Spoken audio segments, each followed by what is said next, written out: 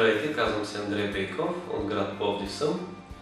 В момента съм студент в трети курс на Пловдивският университет Паисий Хилендарски със специалност български и английски език.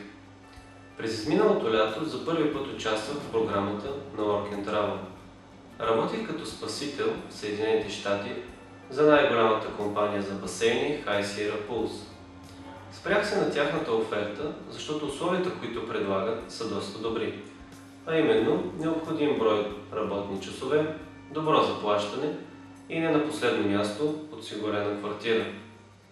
Да бъдеш спасител не бих казал, че е трудна работа, но е доста отговорна, защото все пак отговаряш за човешки живот.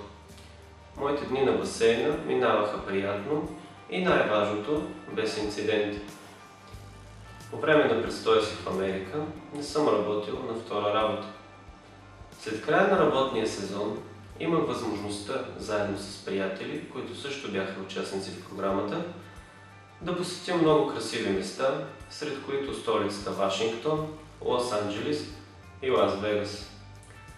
За тези от вас, които се колебаят дали да изберат офертата на High Sierra Pools, ще кажа, че няма от какво да се притесняват и ги уверявам, че ще си изкарат едно прекрасно лято, както се случи и с мен. Аз вече се записах за участие и за следващата година и ви съветвам вие също да го направите. Уверявам ви, че няма да сбъркате.